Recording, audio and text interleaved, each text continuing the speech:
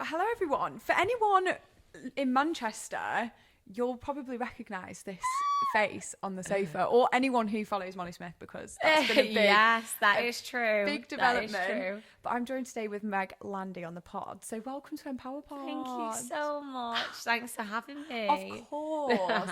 This is such a, I mean, this has been a long time coming, really, hasn't it? Mm-hmm. But wanted to get you on the podcast just because we wanted to have a catch up, but also because you're just incredible. You've been doing so many incredible things recently. Thank you. I'm so bad at taking compliments. You know, Oh my God, I am. I feel like when you get so far in your business or whatnot, and you look back and people compliment you, like the Molly Smith program, for example, and I'm like, oh yeah, thanks. Yeah. I'm the same. I hate it. It's like, oh my God, that's doing really well. I'm like, oh, yeah, is it? Yeah, literally. Yeah, is it? Are you sure? Are you sure? I don't know anything about that, to be honest. I feel that. But for anyone who doesn't know who you are, who are you? Who am I? I am a true Mancunian. You are. I started off as training for dance and musical theatre. So I've been in Liverpool, I've been in London, and then I'm actually from Manchester, so I came back home because it felt like it was right for me, and got my PT qualifications, started PTing, and I guess fell in love with running as a back burner from PT and dance. If you heard that, that is my dog Luna, who, if you know me, comes with me absolutely everywhere. But I guess who I am a big female cheerleader. Yeah, love that. I love supporting women and making women strong, both mentally, physically, confident, and just live their best lives. And I think that not enough females support females, and I am here to just support you and uplift you, and that is probably what I'd say as in who I am. Amazing. You're so right. It's hard, isn't it? I think there's so much of a comparison era, and that drives a lot of competition against women, and I think it can be really hard to I don't know, find the people that really want to. There's a lot you can get from people these days, and I think it's hard to find the people who don't actually want anything from you.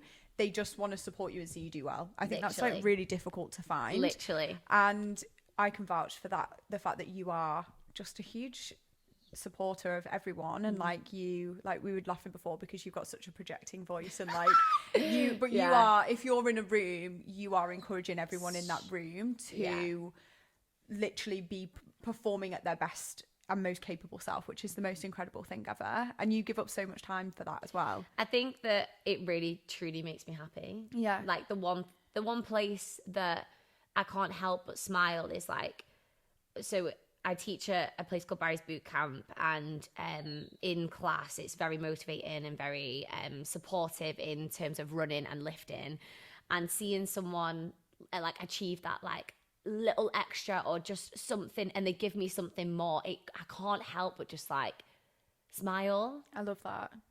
And even when stuff goes on in your own life, or my own or theirs, seeing them celebrate movement in a really positive, gorgeous way just makes me so happy. Yeah. As much as I could sit here and be I'm a dog mom, I love walking, I love that, I name everything that I am, but that's truly who I am. Yeah. And it's so true as well, because it's I think a lot of people, and we sort of share quite a similar message of people think movement is going to the gym, trying to get a fit body, trying to look a certain way, calories down, shredded. Whereas we're very much guys, you're gonna feel so fucking good if you just do this. And being able to then help women achieve that is such an incredible feeling. It's the true sense of movement for mind and movement for medicine, rather than movement for I want to be a size 6, or I want to be on look like her, or I want to look like that, and I just think it's really unrealistic. And I think life will teach you that, because you'll go on a diet, or you'll go on this like mad program or whatever, and then the other side won't feel any better than you did before, because you might have a new like book cover, but the inside of the book's the same. So if you don't change the story, then how are you going to change who you are, or what you present yourself as, or if you are confident and if you do truly love yourself? Yeah. And this is it. It's like, if you're constantly sat in this comparison mode of like, I want to look like that person, like, unfortunately, you are never going to look like that person, because you are you. Yeah. So you are that's always beautiful. That's incredible. That's beautiful. But it's learning to love you for who you are and what you are capable. I'm a big advocate. I absolutely think everyone should be at a healthy weight, and they should, just in terms of like, you know, let's avoid cardiovascular disease. Yeah. Or, you know, the other end of the scale as well. But equally, it's very much about like, you know, looking healthy doesn't look a certain type of way. It's what's healthy for you. And yeah, I have people come to me quite a lot and they're like, I want to look like this. And we actually have to do a lot of work on the mental side of things, because it's like, we're not going to be able to get you to where you want to be if you come to me with a picture of something you want to look like. Yeah. Like, we're not going to get you there because you already don't see yourself as that. And it's not the things that matter. Yeah. Like, when you, obviously you'll know this, when you do start online coaching with a client, the pinnacle moments that I love to see are I went out in this outfit that I've had for years and I just didn't feel confident in it. Not a size thing, but I feel sexy. Yeah. Or something like going to the gym in a sports bra rather 100%. than a full top. Or it's those like little moments. They come and they say, oh, I was able to tell my boss that I wasn't happy with X, Y, and Z. Or I told my boyfriend that actually I don't want to do that tonight. I want to do that. It's those little like tiny moments that I go, it's working. This is it as well. It's like, it's such little, like, I love what you've just said there about different things of like you being able to stand up for yourself in different areas of life. You're able to take more control, because when you're in the gym and you hit a PB, or for you, you know, when you see people at Barrys go up that extra 0.5 on the tread and you finish it and you're like, oh my God, I can do that. And all of a sudden you build like more respect for yourself, and it's very slow and very subtle. But then your boundaries start to get better, and how you show up for everything else is better. You start to realize, like, that's not aligned with me. I'm not doing that anymore. You know yourself. You start to learn that you can do hard things. You can do harder things. You can do hard things throughout your whole life. Hard 100%. Things don't have to just be a high rocks or a half marathon or a really hard gym session, because even that is hard sometimes. It's the hard things in life. That's what it teaches you. That's what you can take out of the things you do through the gym. 100%. And that's exactly why I fell in love with it. Yeah, me too as well. It was just such like a moment of like, holy shit, like this is making me show up better for everything else. Like, this is the only thing I can notice that I have changed that has led to X, Y, and Z happening. Yeah. And like, life just got better. Yeah. Yeah. Oh, I love it. I love it. Oh God. So let's go all the way back with you. Yes. So go for it. Obviously you were doing musical theatre dance. Is that right? Yeah. So how did we get into that? How did that become like quite a big part of your life? So through school, I actually had a really quite horrible relationship that I ended up having to drop out of school for. It was a lot. And the one thing that made me so happy was going swimming in the morning and going to dance in the evening. And because I was getting quite good at both, I had to kind of, and everything that was going on other than that, I had to kind of pick what I was going to do. So I dropped swimming and I went for dance, because moving in that sort of emotionally expressive way helped with the trauma that I was going through. Then, because I dropped out, I had to restart A levels. So I decided to go to dance college in Liverpool called LIPA. Oh yeah, I've heard of that. Yeah, so I went there for 2 years, and I think that was a massive turning point in my whole learning who I was and learning what I loved to do and who Meg was. Yeah. And I started to dance, and obviously at more of a professional level, and it just felt right. It felt like I was releasing everything that had kind of been building up over the 3 years that I was in that relationship. And then was like, okay, I'm getting good at this. Let's go and do some auditions in London even. Went to London, did 3 years professional dance and musical theatre, got my degree, and in the second year, COVID happened. Stunning. Ugh. And we all went through, basically, we were on our laptops, dancing in our gardens, ballet in the garden. It was not the one. Oh my God. Not the one. I never even thought of like the logistics of dance school in COVID. Literally. Wow. It was questionable. Yeah. It wasn't the experience that you wanted for dance school. Like, everyone goes to dance school and they're like, oh my God, it's the best years of my life because we were just dancing all day. We were like thriving in the world. I mean, it's the most that you work, because actually when you go into the industry, you don't work that much. No. It was like 12-hour days. It was crazy. Yeah. So obviously that's why I got very used to our long days that we have now. And during COVID, I was just like, this just isn't what I want to do anymore. And it served a purpose for so long. Like, obviously, I'm a very expressive person. I've got a big personality. I'm very loud. And that has drip fed into the rest of my career now, which I cannot thank like Bird College enough for that, but it wasn't right. Yeah. And I did my PT course in the garage during COVID. And was that just because it felt like a natural? Was it because you were like, I want to help other people with fitness, or was it like, this feels like what I can do with what I know? I think it was the helping people. Yeah. I think the one thing I loved about dance was being on stage and helping people lose themselves for an hour and a half, 2 hours, however long the show is, and be mesmerized by something that was movement. So I think part of that made me think, okay, I really like the gym. I really like running. Why didn't I just do my PT course? And then that's like a side hustle. So it was always going to be just like why not? Let's do it. So I did it. And then I hated the course. Did you like your PT course? Absolutely despised every second of it. Oh my days, I hated it. Who did you do yours with?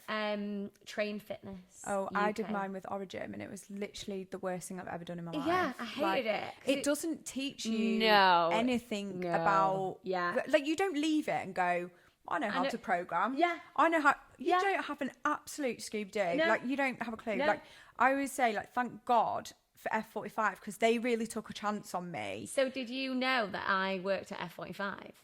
Salford Central? No. So this is where we get into during my third year, I went back to uni. COVID was done. Well, done-ish. But I was back in London, and I decided I wanted to go to Australia. And I said, how can I go to Australia? I'll become an F45 instructor. Stunning. So Croydon F45, started teaching there, and then decided I didn't want to do Australia because I am such a home bird. And I think it was just that, like, what do I do now? Yeah. Moment. And everyone goes, oh, I'll move to Australia. I know. And it's like, the grass isn't always green over there, really guys. Like, do your is. research. Literally, it really isn't. So I came back here. I'm from Manchester. So came back here, moved straight out, and worked at F45 in Northern Quarter. No way. Yeah. Worked there for about 6-7 months, and then realised that I need more. I want more. I want my own... I'm bossy. Yeah. I wanted to have my own space. Yeah. And I wanted to be able to do my own thing. So I thought, you know what, let's try for Barrys. And then that's how I got the Barrys job. So Barrys is like, as well, just so for anyone who doesn't know about personal training and classes. So like Barrys is like getting into like the big six of like, if you're like a lawyer and an accountant. You're joking. Barrys is Come like, on now. No, for sure. Becoming a Barrys instructor is like, it's like a badge of honor. It's like, yeah, I'm a Barrys instructor. And it's like, you can like just look at be... Oh, look at that. Yeah, like if you're at the top at Barrys, like you're one of the lead trainers at Barrys, or what, I don't know what you guys call it. Like, you're in a good position. Like you're loving life. Can I also say, and I will just pat myself on the back for this one thing, I got the job when I was 22. Yeah. So when you get that job and you're like, right, well, where do I go from here? Yeah. You've peaked. I peaked too early, guys. No, but it's intense. Like, you do intense. 2 weeks of training in London. 2 full weeks of training in London. You do 2 classes a day on top of training. So you are up and out very, very, very early. You're getting back very, very late. You live, breathe Barrys for 2 weeks. It's incredible. It was a very hard experience, but I think because of dancing, I just slipped back into the dancing days, and it was easier for me. Yeah. And I live off criticism in like the best way possible, because of dance. Yeah. So for me, it just felt very normal. Yeah. I think it can be too intense at some points. Yeah. But I was equipped for that. Yeah, so I loved it. Yeah. See, I feel like someone says to me like, well, no, I don't take criticism. I mean, I take it, but I cry. Like, I cry. Yeah. So it's because I'm just like, I'm such a perfectionist. So I want everything to be right. So when people are like, I'm like, oh, tell me more. Oh, yeah. What do you mean? Do it for me now. Go. Oh. And it stresses me out. But yeah, so you are obviously at Barrys, and you are doing more at Barrys now. I am doing more at Barrys, and I will be doing more soon as well in January. Amazing. So yeah, I love it. I think it's a really good hour of your day. For sure. And so let's go back to the dance days and sort of like where did you see yourself going in the future? Like, if you could have said what your dream job would have been whilst you were at Lipper, what would you have said? Backup dancer. Backup dance in like Dua Lipa behind. Yeah, I know. Can see you doing that. It would have been sick. You're doing great. So backup dancer would have been. It was the dream. But it wasn't enough of a dream to make it a reality. Yeah. And when you say it was like this sort of escape for you, you could lose yourself in it. You were then obviously helping other people lose themselves in it. When you sort of turned around and was like, this isn't aligning, was that really hard to like come to terms with, I guess? Yeah, I think it took me a while to make the decision. It probably took me all of that third last year.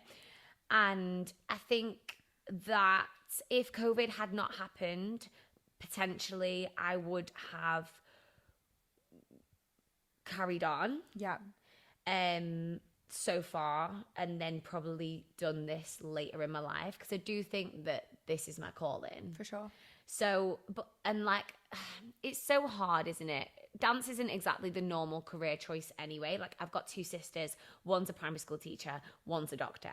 So, like, I was the unusual child. And you know what? Well, I was the one that didn't quite like fit the blue collared, the red collared jobs. For sure. And I guess that made it easier. Yeah. Because I was like, well, I've already kind of dropped out of school. I've kind of already done a career that no one else that I didn't know anyone that had done that.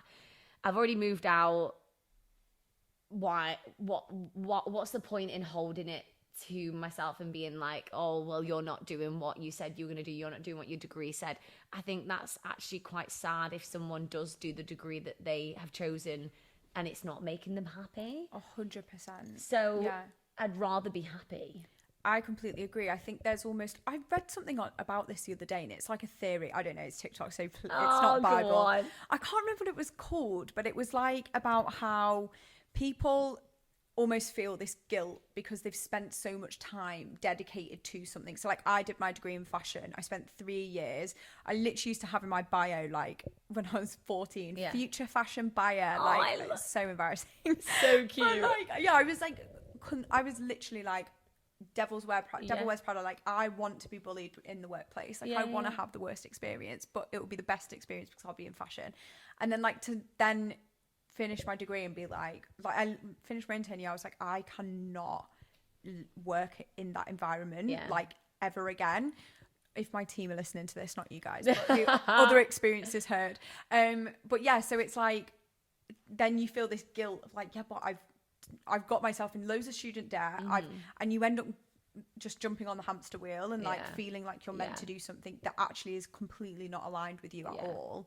And I always think to myself, like, that is so fine to not want to do that. It makes you brave. For sure. Like, you spend more of your life at work than you do at home. So you really have to love what you're doing to feel satisfied in life, genuinely. Yeah. I know that's easy for us to sit there and say, but it is, but it's also, it's really nice to know that it might take you a year, it might take you 5 years, it might take you 10 years to figure out what it is that you want to do. Yeah. And there's no shame in that. 100%. There's no shame. One of my dad's friends, he went back to uni at the age of like 55 because he was like, I want to continuing to grow and learn and educate, never settle. Yeah. Never settle, and not even in the way that we always go to, which is like, I guess, relationships or your job. Never settle in knowing your like brain capacity, education, knowledge. 100%. You might go on a trip to, I don't know, Costa Rica, go in the forest and see an animal that you just fall in love with, and you might dedicate your whole life to learning about that animal, and you might be in finance. Yeah. But that's fine. Like, be different. Be different.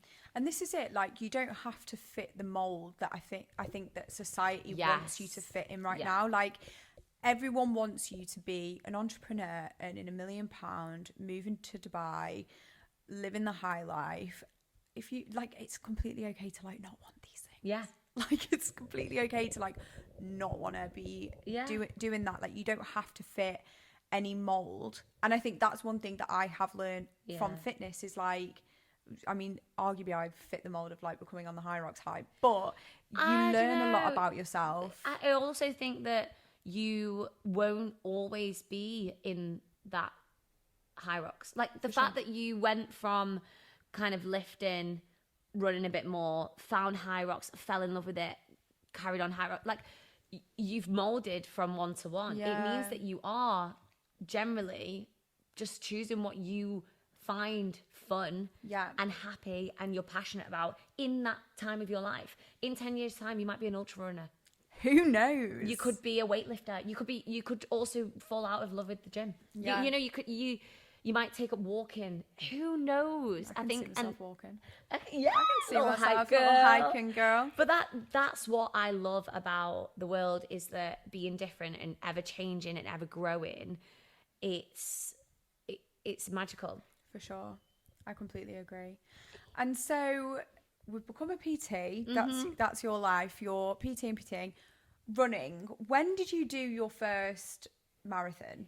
So I had another COVID story. I do apologise. I had signed up to the Manchester Marathon in the October April when the March COVID happened.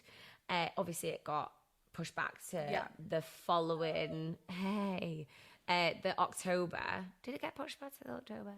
Or the year after or something like that. Anyway, I'd done all the training. We'd literally got to 21 miles. Me and my sisters were going to do it together. And it got cancelled and we were like, great. So I wasn't mad about it. Yeah. My sisters weren't mad about it, but I carried on running. The reason why we signed up, why did we even sign up? I think Steph had done one. She's my oldest sister. Steph had done one and I'd always niggled at doing one. And Ellie was like, well, if you're doing one, then I'm doing one. And we kind of just decided as the three of us.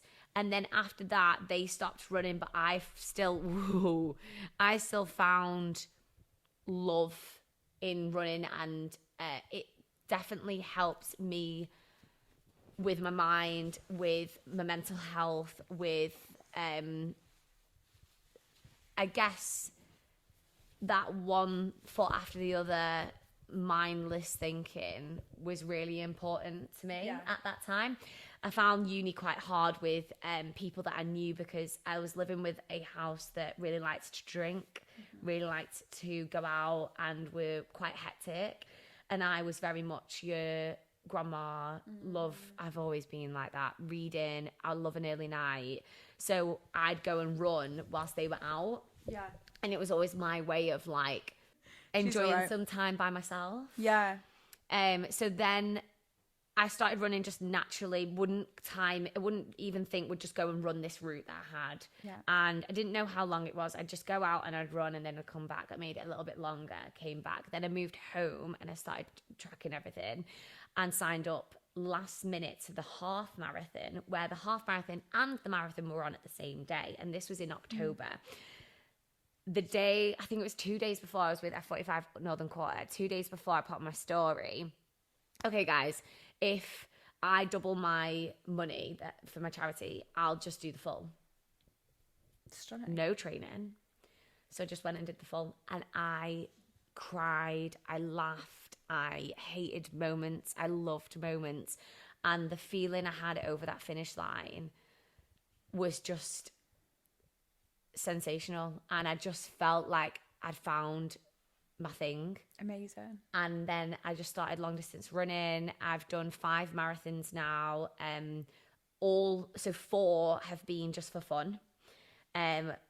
3 I've trained properly for, and then my last was I was going for a time. And yeah, I don't know what it is about it. It's the mindlessness. It's the fresh air. It's time with Luna. It's time by myself. It's time to listen to your podcast.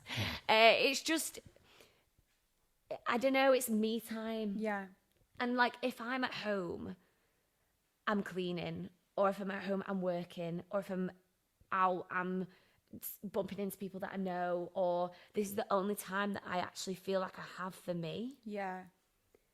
And I will never take that for granted. 100%.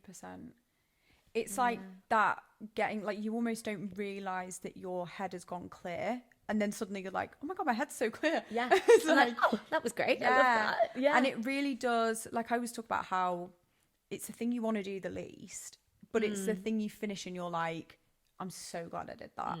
Because I really hate getting out on a run. But once I've done, after every run, I'm like, wow, I'm so happy I did that. Yeah. And like that mental clarity of just like, I feel a lot better now. And yeah, you're right, like that you time, which is so important. First marathon that you did. So when you're like at that point, which I'm sure a lot of people are at now, because the majority of people who run a marathon, I would say, don't train as well or maybe as much as they would like to. Worst decision of my life. Well, not of my life. I've made some pretty rough decisions. It was not smart. Yeah. The first marathon I did untrained, obviously I hadn't done anything longer than maybe a 15k, and I basically got a hip issue from that marathon. Right. Didn't have strong enough glutes, didn't have strong enough glute medius, which are like your tiny muscles. So you've got 2 muscles in your glutes. You've got your glute medius and your glute maximus. Usually when you run or you train or you do anything, you use your glute max, but actually it's the glute med that causes knee problems, quad problems, calf problems, feet problems, and hip problems, which was mine. And basically my hip went in the sense that I think I had torn a little bit of my front hip. Okay. And from that marathon, it took me a full year to rehab it, do another marathon, it went again, because I hadn't trained properly for that first one. Finally, I'm fine, and it does not affect me at all. But that would be my only caution to anyone that is running a marathon and thinking about winging it, is just please be careful. Yeah. Like, your body is incredible and it can do so much and it can do hard things. But if you aren't smart about these things, long term, you're in a worse place. 100%. And I think that's a really important message, because people are at the moment just going, yeah, I'm going to do that. And then they just show up and maybe haven't run further than a 5k and then decide to do a full marathon. And it's like, there is, you know, I know there's always this narrative. People are like, back in my day, we didn't have gels, and that's completely valid. Yeah. But like, showing up untrained to something, like showing up. But you're missing the best bit. Exactly, because you're missing the best bit. I always have, what I've learned this year from doing races is like the race is actually the fun part, but the training for a race is where you really learn a lot about yourself, and you like a race. I find has only ever been incredible because I'm like, oh my God, I worked so hard for that. Yeah. Like you look back at all of what you've done, you're like, yeah, you go into that start line so prepared that you might be nervous, and like what a race is, you never know what you could be feeling on that day or whatnot, but you'll go into that start line knowing you're backing yourself. You're in your corner. It's like you're in a boxing ring and you've got how many people behind you because of how much training you've done and how much commitment you put into it. That's what makes the fight better and easier, because you know, I've got this. Yeah. When it gets hard in the race, you're like, but I did this in training. Absolutely fine. Yeah, I've already done this before. Yeah. Like I've done this, I can get through it. Or you know, I've ran 38k. I can run another 3. Yeah, that's fine. Yeah.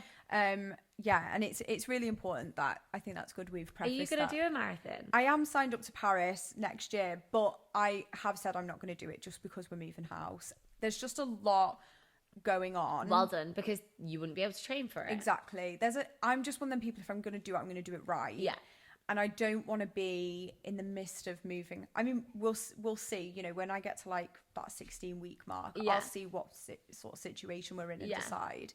But I think the half marathon training, because obviously we've spoken before, I literally was not a runner at all, did no running. So then did high rocks. Obviously running was what let me down. I mean, we still did a really good time. I was going to say let down. The letdown was not really a letdown, but we could have done better. You struggled in the running. The running was hard. So signed up for the half marathon, but lost so much strength. And I think running does do that. Yeah, I think I've just learned that I really get a lot out of feeling really, really strong. And like, I think that's why high rocks is a really good balance for me. I think I get the best of both with that. Whereas I did find that with the half, it just really took a while for me to... There's very few people who can do both. For sure. And I don't mean do both in terms of like general sense. So like high rocks, obviously you can do both because you're running and you are lifting at the same time. I mean do it to a substantial, maybe even professional level. That is why you see runners and yes, they do their strength work. Yes, they do their activation. Yes, they have mobility or whatnot, which you would find in a strength as well. But that's why they are the way that they are, the way that they look, the way that they train. And then on the flip side, you've got your strength trainers, you've got people that can run and are more muscular, but there's very, very, very, very few people who can do both. Yeah, I think me and Josh were actually talking about this the other day, and it's quite interesting, like the breakthrough that we're having at the moment. And I'm really interested to see how it pans happens, because like Jake Dearden the other day, like does not have a running what a typical runner sensational running guy. A 2-hour 30 marathon but would. He's in that 1%, tiny like Lucy Davies, same person. Yeah, there is no way I personally, me and my physique and my genetics and my body could, like you say, I would lose so much strength. Well, I'm still strong, don't get me wrong, because I've been able to build it over time with alongside of long distance running, but that's what it is. It's doing it for the long time. Yeah. But there is no way I would go into a high rocks after doing a marathon program and feel like, okay, I've got this. For sure.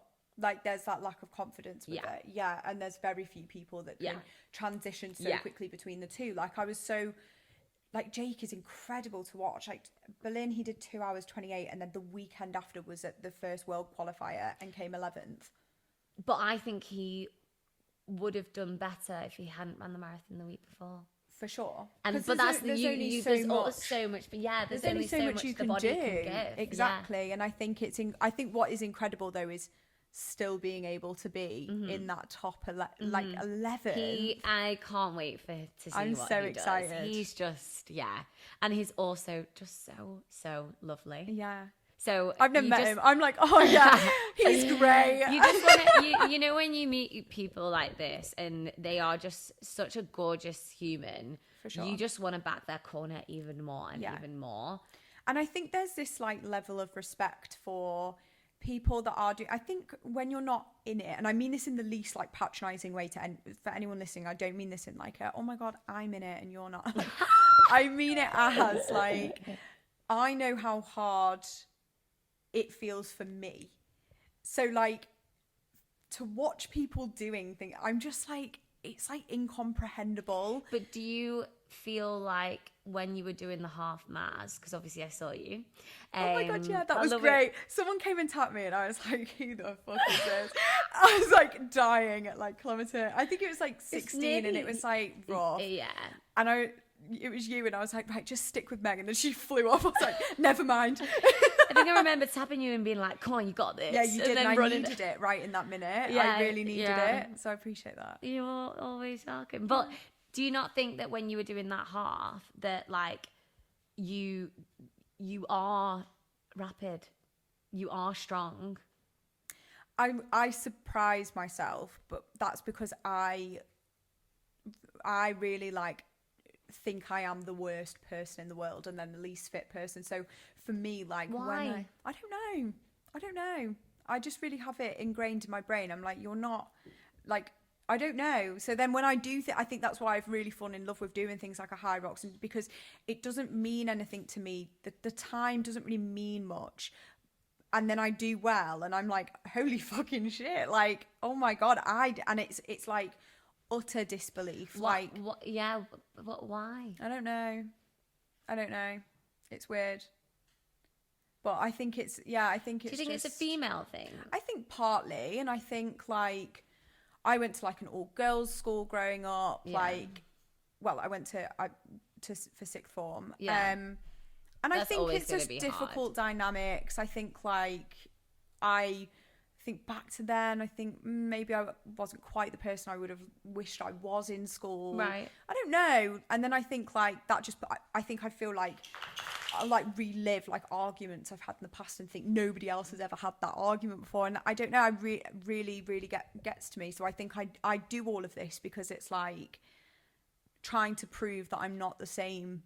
I mean, I'm acting like I was this awful person. No, yeah. I don't know. Yeah, I think I feel like because I know I'm a nice person. You're almost like you feel like you're trying to rectify yourself. Like overcompensate for like things I did when I was like 15. You don't need ridiculous. to. You don't need to. Yeah. Like the person that you were a year ago doesn't define who you are today. Yeah, I think that's what I struggle with. Like I think I really struggle with the person that I was before I found fitness, and I would not be friends with that person now. And I think you don't resonate I wasn't with awful. them. Like, no. But like, yeah, But you know that's really lovely, and even you can like. What's so nice about that is that you're accepting who you have been. You're accepting who you are today. You're not the same person, but you don't need to prove that to anyone. Yeah. You don't need to prove that to yourself because you know who you are. Yeah. When you do races like this, you are strong and you are incredible. You don't need to do these things to show that. But being confident about it and being able to say, no, I did really well, or like, I am going to smash this. Yeah. That's not mean. That's not, if anything, you're being mean to yourself by saying, I'm not good enough. Yeah. No, I agree. Sorry. No, it's fine.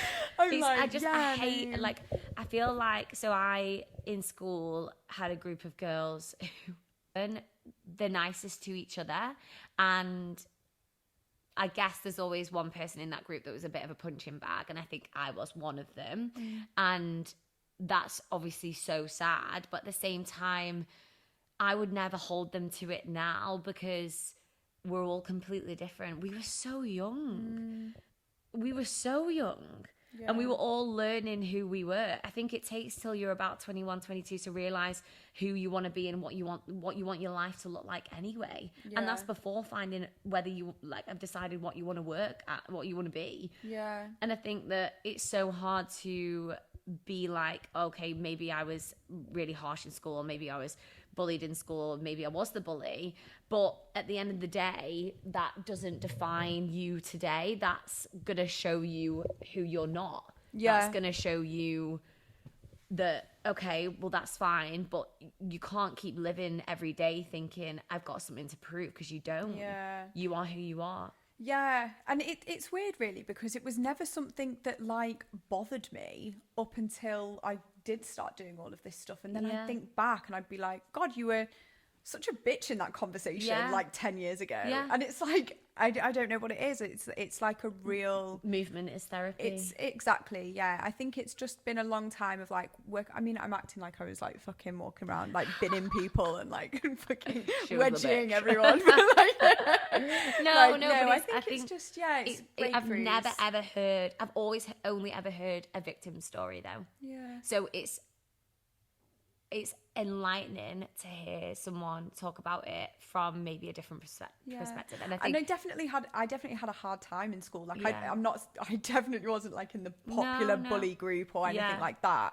But we were like, I think everyone was girls and everyone was growing up, and like, I think I just feel bad that like we all felt like we had to argue, and like, do you know what I mean? It's so silly. And now I look back and I think, God, they were some really crazy conversations you girls would all sit and have, and like, I don't know, I just feel like bad about it, because I just think, oh God, we were all so like hard on each other, and we were all like so learning and growing, and like it's so weird. And why couldn't in that day and age we support, and why couldn't we uplift, and why couldn't we be like, have the girls' backs? And I think that was just hopefully a time of our childhood, not a time of the present. I think that as conversations grow wider and people are becoming more acceptable of themselves, I was speaking to my parents about this last night, so we have a family member who's trans, and having all of these different conversations about, you can be a man but you can be feminine, you can be a female but you can be masculine, you can be homosexual, heterosexual, you can be whoever you want to be. And I'm hoping, praying that in school at the moment that people are accepting and just grateful to be alive, and there isn't stuff like this. I mean, there will be, because puberty or whatever causes all sorts, but there is more conversation for change, rather than oh well, she did this, or well, he did this. And it's a hard one, isn't it, navigating like growing up. And I can only like pray for people who are growing up now, where there is an increase in social media, an increase in, like, when we were growing up, it was all just sort of starting. So it wasn't really like, you know, we just upload a picture of all of our fingers, like in a star. How many likes like did you this. get? Yeah. I remember we'd all like be there with our Vans on, like taking pictures of our shoes and whatever. All the different, what's it called? The colours that you'd put on them. Filters. Yeah, I can't remember what that was called. Camwow. Yes, and like that was it. It was pretty harmless back in the day, and like Omegle and all of that. I don't even think stories were a thing until stories on Instagram weren't a thing. 2018. So I remember the first thing I posted was like, or 2017. The first thing I posted was like an Oh Polly 2-piece on my stories, and I was like, Oh Polly. It was a boomerang. Fashionista. Literally. But yeah, like I can't imagine what growing up now in a school environment, especially in like secondary school, where everyone's going through puberty. People do not diverse, but what's the word? Like divulge into like all these little groups and things like this. I hope it's not what I can imagine it to be like. I think we probably had a lot more of like a Mean Girl vibe in terms of like very cliquey. You had this set of people, but I hope that this day and age, or at least now in the coming years when we are, so the current like year 6 going to year 7, that sort of vibe, I do think that it will get better. Yeah, I hope so. I do. I hope so, because growing up is hard. Yeah. And then, you know, sometimes you just reflect on that and you think, Were you the same as me with fitness, where in school you hated it? Yeah, I got a note for every PE lesson. Like, I used to literally get my friends like kick me in the ankle so I'd get a limp. Like, I hated it. Left my kit at home, sorry, mum's side, or like, I'm on period this week, can't do it. I hated it. And I think it's also a really good topic of conversation actually about PE. I could talk about this for hours. Yeah. They don't have people doing what you want to do. No. So if they had girls, I mean, obviously there's certain ages where they can't weightlift and things like that. But if you got girls and boys in a gym from 14 onwards, they would probably want to do PE. Like, if you gave the girls like a booty band, they'd be buzzing. Yeah. Like, I'm sorry, they would. They would. Like, and actually taught people how to correctly lift and how to like, why are we trampolining? Like, why am I playing ice hockey in the freezing, not even ice hockey, it's hockey in the ice because it's so cold. I don't understand the PE. Or even like, from when I was in school, even like swimming, I liked swimming and I liked that environment, which is why, like, it's taught me so much swimming, bloody hell, early mornings. But why do I have to go to a pool with a group of boys in a swimming costume? Agree. I think the worst thing you can do is put two, like Puberty, girls and boys, prepubescent, in puberty, like, in swimming costumes around each other. Like, it's so awkward. It's literally gagging for a moment of bullying. Yeah, it's not nice. No. And like, I just think if you instead, every school was equipped with gym equipment, and we taught people how to correctly lift things from day dot, because then we would have less gym anxiety because people would know what they're doing. Like, gym isn't, oh my God, I will die on this hill. Gym is not about like conditioning class. Do a conditioning class. Like, You should have to be lifting 50 kg on a squat or whatever. Oh yeah, 100%. It's literally just like have a dumbbell in your hand, do a it's F45. It's functional fitness. Know what a dumbbell is, know how to use it, know what correct squat form is so you can do a goblet squat in class, whatever.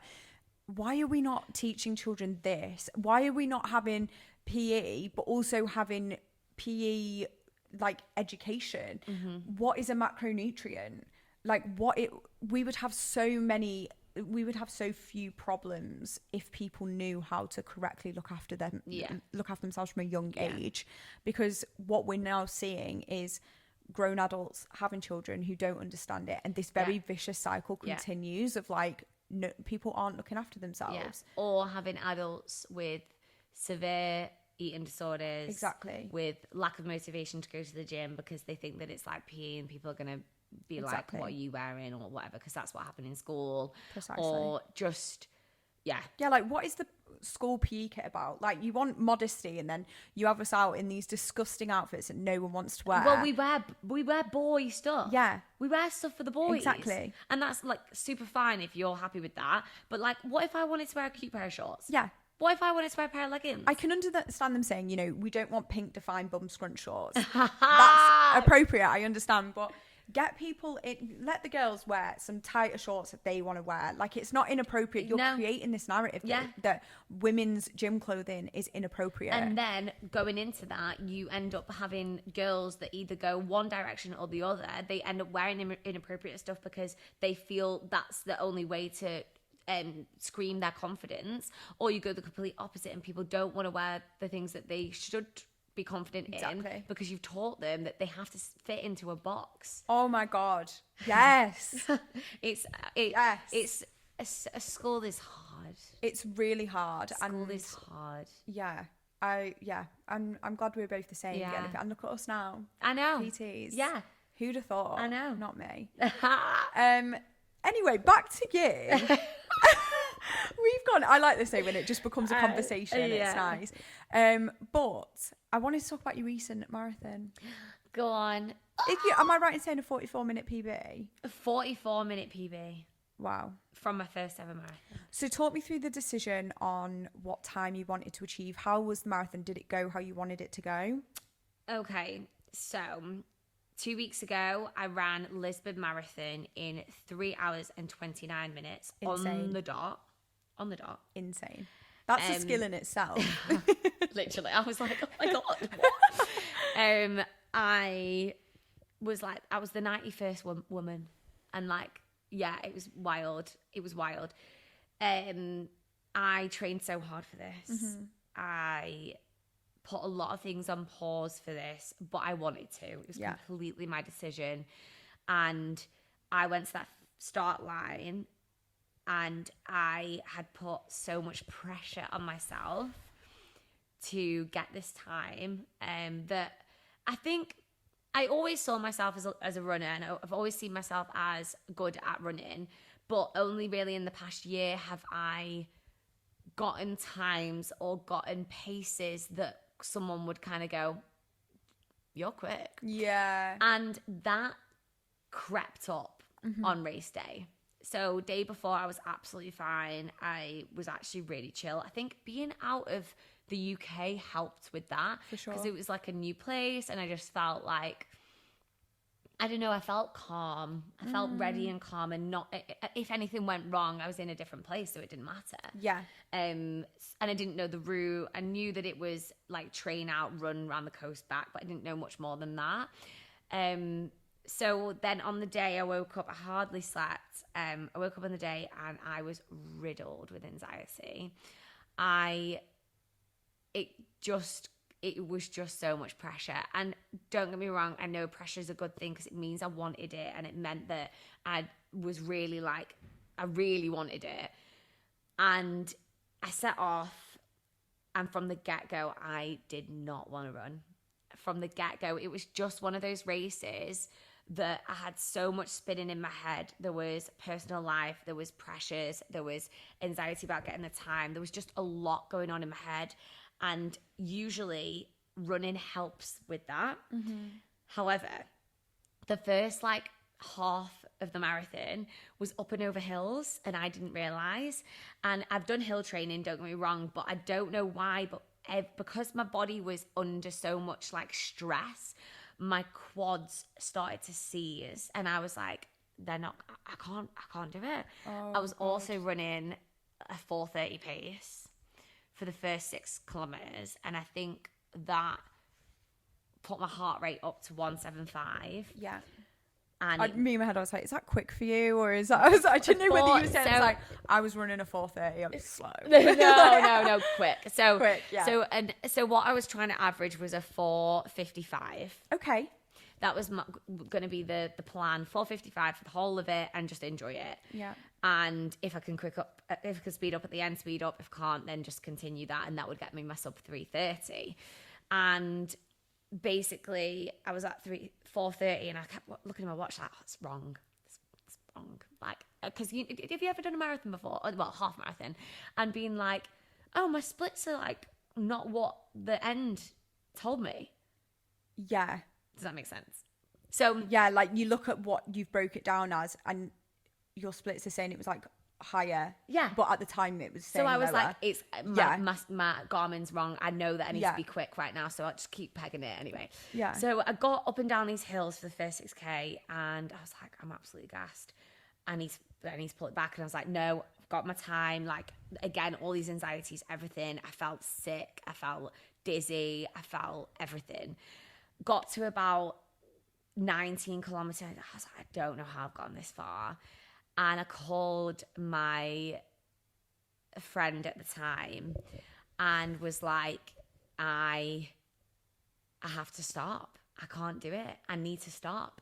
And he was like, no, don't stop. Keep going. And I was like, okay, I'm going to go. Bear in mind, I had my music on. I've got a banging playlist. I couldn't even hear the music. Oh my God. On the call, I started hearing my breathing, and I saw my heart rate go to 181, and I was like, this is not looking good. So I slowed down a little bit, and my heart rate went down to 171, and I was like, okay. And I don't know how, but I finished it. Unreal. And I got over the finish line, and there's a video of me. I look pale, blue lips, and I don't know. I like crouched down at first because I thought I was going to faint, and then I stood up, and I was like, I actually have no idea how I did that. Like, did that just happen? Yeah, like, was it a blur? Like, do you even remember much of the race? No. I just remember one foot after the other. And I had a gel every 30 minutes because I was like, this is the only way. If I can get to the next gel, I can get to the next gel. I can get to the next gel. Break it down to the gel. Yeah. And then I actually have no idea how I did it. And I think I've been through some tough few weeks recently. And that marathon was exactly what I needed to remind myself that I am strong and that I can do hard things. Oh my God, you can do hard things. Oh, girl. And you absolutely can. And I think that as much as you, like, obviously the training is the most amazing thing. I really did enjoy the training, and the race, it just taught me so much that like every single thing that I've done since then and I had to do, and I've made some really big life decisions recently, that I keep going back to that marathon and how I felt and finishing it and thinking, I did it. Yeah.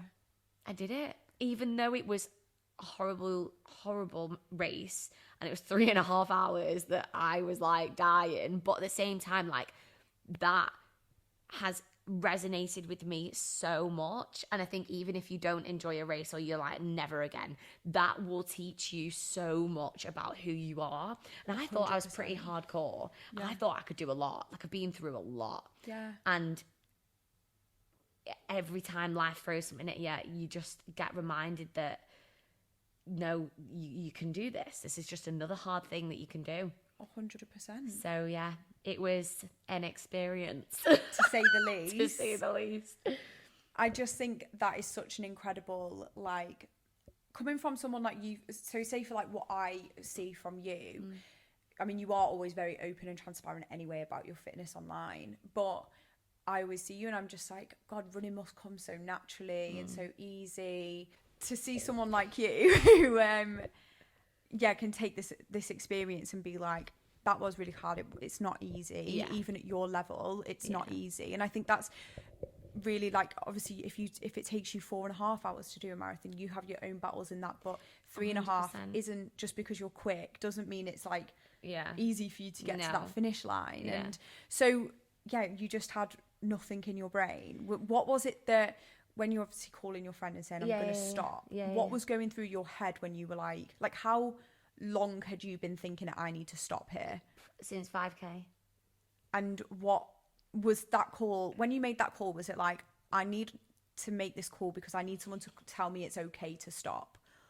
Or was it, I need someone to talk me out of this? That's such a good question.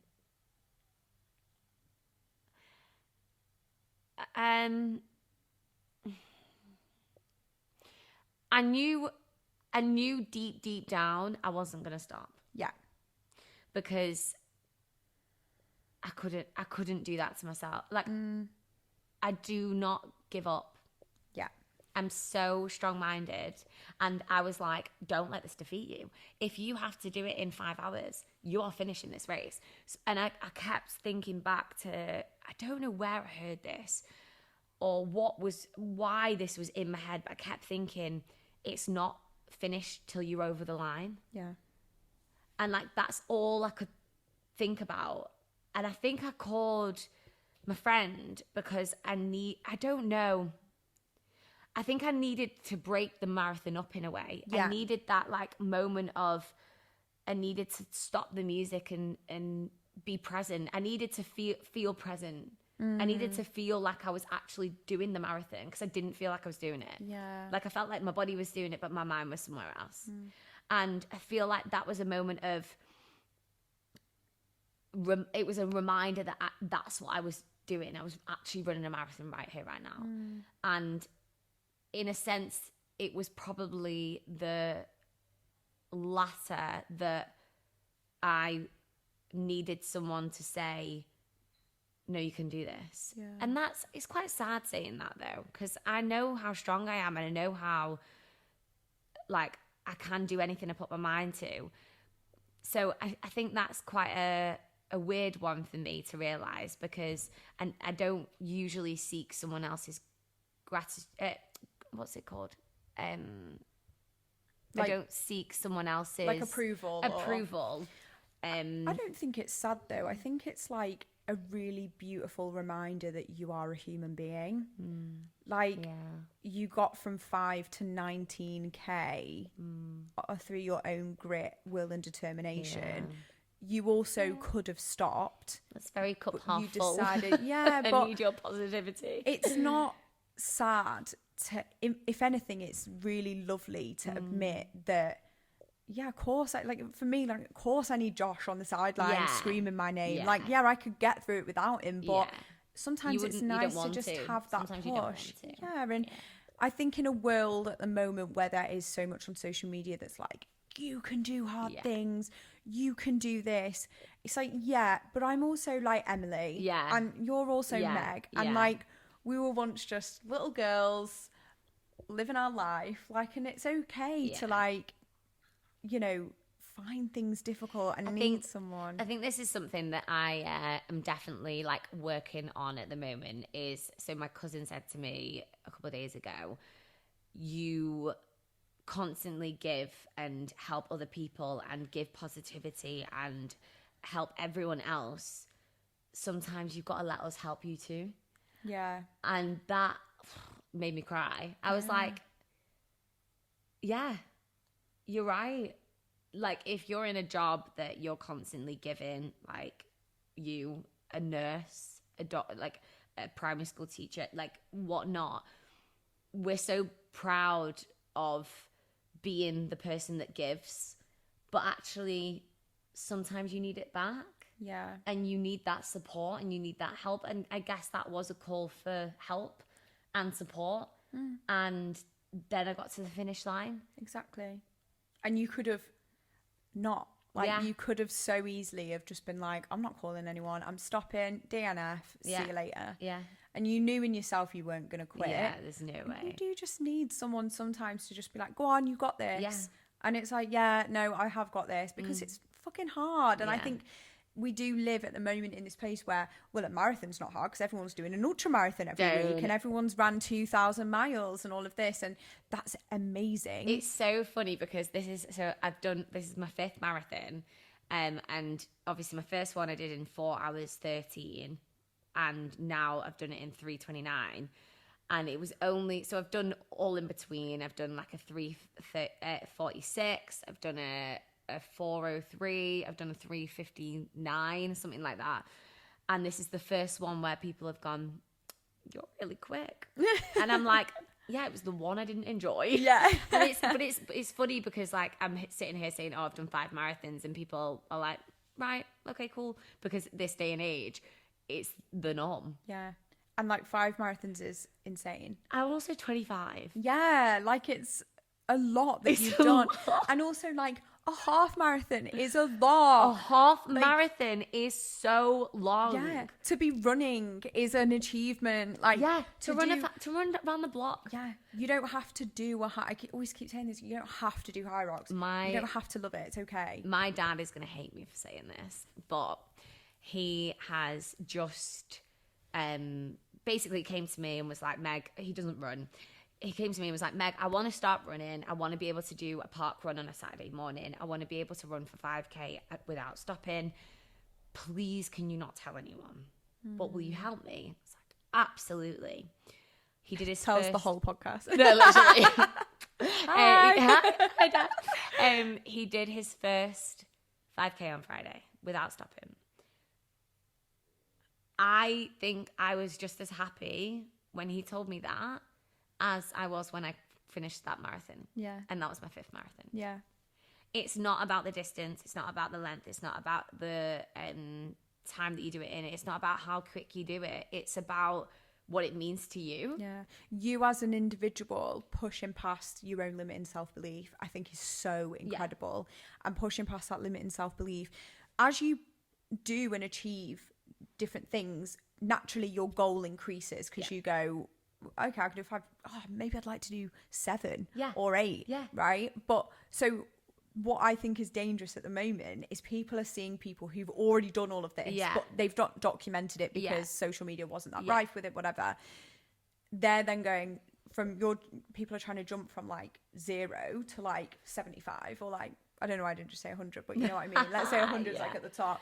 People are just trying to jump to like the furthest and one of the hardest things. And that ends up with people not enjoying it. Injuries. They try it. It's fucking horrible. Like if you do a high rocks workout for the first time, it's death. Like you don't want to then do the race, but if you've already signed up for it, you've got to keep going. Yeah. Like if you just look at where you're at now and go, well, I can't even run 500 meters yet. I'd really like to be able to run 3K. Yeah. Let's do it. It doesn't have to be 5. 5 isn't the beginning distance either. It's like, and I think it's just such an important, that's what I think we both are just trying to do. It's like encourage people to just give it a go. I think we will do hard things and we will move the line, what suits us, the boundaries for us, because one, this is our job. So we are able to train when we can and really hard when we can because we've done this for 3, 4, 5 years. Yeah. And that's okay. But that does not mean that someone like Jenny from the block can also do that when she's got a 8 till 8 job. She's got 2 kids, and the only time that she has is on a Monday, a Thursday, and a Saturday, and she's only got half an hour. It doesn't mean that the average person can't do hard things, but it also means that a hard thing might just be like quitting the job, running 3K, breaking up with the boyfriend, getting to a 20-minute conditioning class at your gym. Like that's a hard thing. Like I always say with Barrys as well, because Barrys is hard. It's a challenging workout. Yeah. But I always say to someone, if you come and you need to walk the second round, you've still done something hard because you've come into the room. Yeah, exactly. Go into the place and starting is the hardest thing. Like showing up is so difficult. Yeah. Getting in the car after a long day at the office and going, I have 2 choices. I can go home where the heating's on, my kids are there, my family's there, whatever. Or I can just do a little detour and do half an hour in the gym and then go home to all of that. Everyone beelines to what's comfortable. And that's so, of course, I do the same. I'm not going to say that I show up to every single session that I don't want to do. But equally, like, valuing that time for yourself is so, like, it's so essential. Important. It's like you've said, like, you know, your brain completely clears on a run. Like it allows, I don't know if you feel the same, it allows me to show up as a better person in every other aspect of my life. You come home and you're present. Exactly. You go into your work with your clients and you are switched on, you know, like I think it just gives you that clarification and you're actually feeding into self-love and self-appreciation, and you're building you. And if you're building you, you've always got to remember, like, you are the house that you're going to live in for the rest of your life. Yeah. And treat your house the way you would with a house. You want your body and your mind and your everything to resonate exactly who you want to be. And that is moving a bit more. That is doing the things that make you happy, whether that's seeing your friends more, whether seeing your family more. That is eating a little bit cleaner. I hate that word. Eating what is going to make you feel good. Nutritionally dense. Eating things that are full-bodied. Yeah. Enjoying everything and making sure that like your body is like that sports car and you want to put in premium, right? So it's like, you know, you might have the odd occasion where you fill up with the regular fuel, but overall you want that and premium. Also filling it up so that you can work. Exactly. That I saw that pre-marathon. I think I saw one of my clients was struggling with how many calories I put her on, because girls, you need to eat more. Yeah. Okay? You're not eating enough. more. And she was struggling, and I sent her that quote, and she was like, yeah. How are you expecting to function if you aren't fueling yourself? And that's, to be fair, that is the podcast that's just gone live today, which was last week's. An amazing podcast that we did with Louisa, who's a sports nutritionist. Nice. And it was all about the dangers of underfueling as well, and really resonated with me. So definitely go and watch that if you are struggling with the idea of fueling, because it's really important. I do think a lot of people, we do go fuel, and then it's sort of like we all just leave it there. We're just like, you need to eat. And then it's like, okay well, like, see ya. So that's a really insightful one. But no, you're so right. Like it is just, it's... the amount that I ate during that marathon program was a joke. And it was purely for the fact that I was training so hard that if I felt like I slipped on eating that day, or as in eating a lot that day, eating enough that day, I would go to my training and I would struggle so much. So much, to a really drastic side of things. And it made me realize that, well, one, I'd look over my day and be like, why am I struggling so much? Oh, it's because I'm not eating enough. But then also, how are you expected to get the goals that you want, especially performance-based, if you aren't eating enough? You can't. It's so true. You can't. And I also think a lot of people don't understand the different macronutrients either. So you might think you're eating a lot, but you've actually eaten a lot of volume. Yeah. And like, that doesn't have much calorie in. Yeah. So like, I will absolutely churn like 0% fat Greek yogurt. And like, so I didn't realize how much like lack of fats I had in my diet, and I needed to increase that to increase the calories. And like, there's just so much that goes into feeling your best. And sometimes as well, you can think that feeling your best is just working out, but actually it's eating the right things to make you feel good. And when we say right, it's not about cutting out sugar. No. It's about like what is going to leave you feeling fueled to be able to show up and be your best. And I think that's really important as well. I work with a lovely girl who has her own meal prep company called Balance Kitchen, and her motto is food is fuel. And it's not, she does like little protein pots with like chocolate on top, and it's about enjoying what you love and never restricting what you love, because I've got such a sweet tooth. I do as well. So like every single dinner I've got to have something sweet after. It's just who I am, and that is fine. That's absolutely fine. Like, having the balance between going and having a really nutritionally dense meal and having a chocolate bar after, that's right. That's normal. It's normal. Yeah. Because if it feels like a diet and you're counting down the days till it's over, it's not gonna be something. And there are like obviously cases where people want to push themselves and see what they can do, and in a controlled manner, that's completely fine. But like, it's just, I still think in that controlled manner you should be able to eat what you want to eat. I agree. I would personally never do. I would never step on stage or anything like that. I'm yet to find someone who's been left with a healthy mental aspect. I bet it's quite interesting for you to talk about, to talk on the podcast and talk to clients and talk to people. And I find it as well, trying to remove your like athlete from your everyday. It is hard because I think do you mean in terms of like advising on different areas? Yeah. So I think obviously if you come to me for fat loss, I'm going to make sure you lose body fat because that's what you're here. That's what you're paying me to do. Yeah. So obviously I sit here and I'm like, food is fuel and we need to eat. Yeah. And then I talk about volume before. Whereas if you're with me for fat loss, obviously volume is our best friend. Yeah. Like that's what we'll be making sure you're having plenty of. I do find it difficult. I also do find it difficult to, not everyone wants to run a half, not everyone wants to have a race goal or something like that.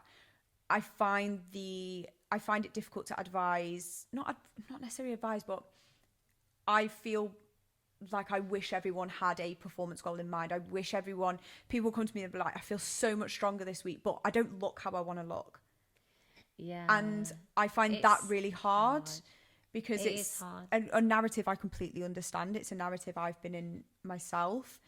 But I do think that the more they progress with someone like you, it will turn to that. Do you not find that before I became performance goal orientated, I was like that, and then something just happens one day. Yeah, you just wake up one day and you're like, oh, and for me that was literally High Rocks. Yeah, because I walked into the High Rocks race like, I don't look how I want to look. Yeah, 100%. And I think it is difficult. And I think, like we were speaking before, like, because obviously I've just launched Happy Girl Winter, like all I ever want to do is help people. Like, if you're with me, it's like literally I'm rooting for you probably more than you're rooting for yourself. I think that's what I find hardest, is just like, I'm saying to you to just do this, and you're going to feel really good. Yeah. And I struggle when people don't want that for themselves. Yeah. But that's self-love. Exactly. And it comes over time. Yeah. And for some people, the process really works, and some people aren't ready for it yet, and that's okay. Yeah. But I struggle with that, because I'm like, no, stay. Like, I want to help. But it's like therapy in a way. It's like the really lovely mix between someone could be ready for it, someone could be ready for movement therapy, someone could be like, it's just talking about it in a different sense. Some people just aren't ready to have race goals or performance goals, but someone might be ready to just start moving, and then they might go, oh, I quite like, I've had people on online coaching that have then had maybe a month, 2 months, and then gone, I'd really like to do High Rocks. And I'm like, yeah, I love when that happens. People join me maybe for like fat loss or like a recon goal, and then they're like, oh, you know what, I could do a High Rocks. Like one of my clients, she's doing her first half marathon in a few weeks. She messaged me the other day like, I've just entered the ballot for Manchester full. And I was like, yes, let's go. But I'm always cautious.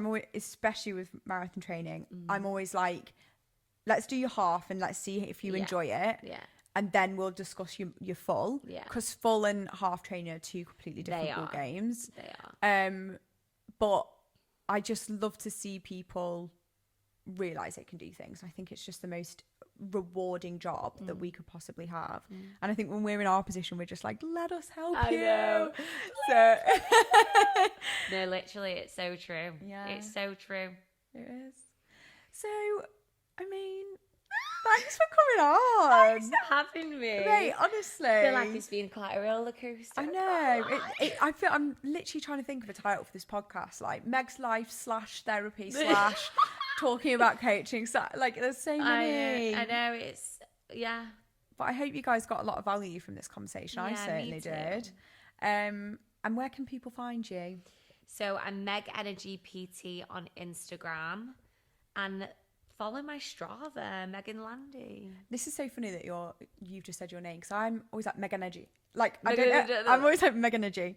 And then it's just sort of clicked. It's like Meg Energy it's today. Because if you can't tell, I've got a lot of energy. You've got a lot of energy. Yeah.